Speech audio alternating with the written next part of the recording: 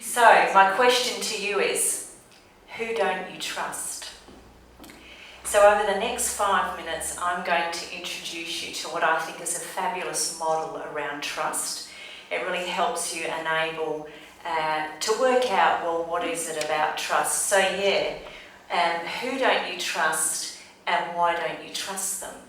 Trust is quite an interesting concept, isn't it? Sometimes it can be quite intangible. When we think about that person that we don't trust, what is it? Are you able to actually articulate what it is about them that you don't trust? I know George this morning has talked about trust, and Megan just spoke very briefly then about trust. So trust is everywhere. But what is it? Well, trust is a general assessment we make of how well others take care of or are likely to take care of our concerns. So when we think about the person and why we don't trust them, is it because they can't take care of what we are concerned about?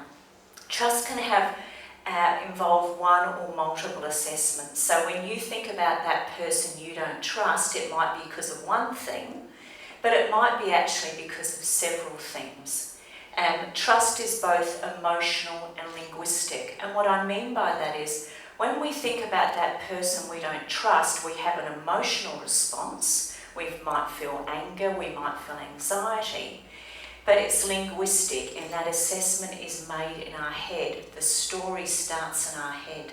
So trust is the glue that holds relationships together. And you think about that in a boardroom. A boardroom is full of people who are working together to try and achieve something for the organisation. They have to trust each other, and trust is the emotional lubricant of an organisation. If you don't have trust in an organisation is very limited in terms of what it can achieve. So let me introduce you to my risky model. Trust is made up of reliability, involvement, sincerity, and competence. So let's break those down. Reliability is about whether we believe that the person meets the time and the standards. So when you think about reliability and you think about a board member who constantly turns up late, we start to believe is unreliable. When we think about the fact that we have a standard to say we want those board papers on time and they don't turn up, we start to say, well, how reliable is that CEO in terms of delivering those board papers? The second element of trust is called involvement, attuned to others' concerns as well as their own. So that means that the person that you trust isn't only thinking about themselves, but they're also thinking about you. In the boardroom, how involved is that board member in what the organisation is trying to achieve? Do they engage themselves in other activities separate to the boardroom? So do they turn up, do they lobby, do they try and fundraise for the organisation? So involvement is not only about turning up at the board meeting, but it's doing those other sorts of activities. The third one is sincerity. What you see is what you get, and people mean what they say.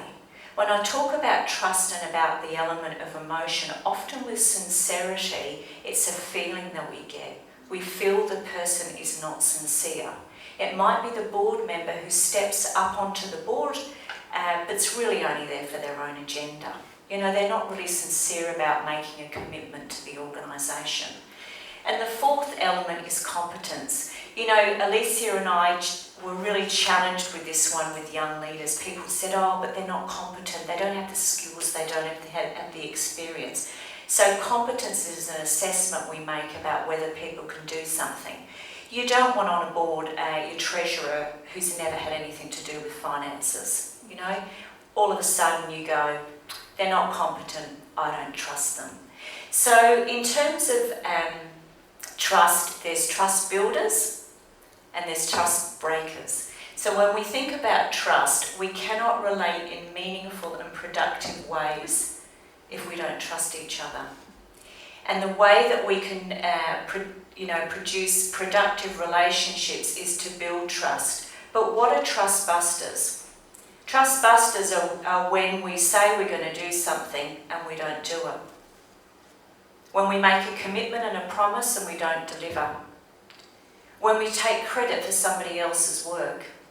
They're trust busters. Trust builders, isn't it a fantastic picture?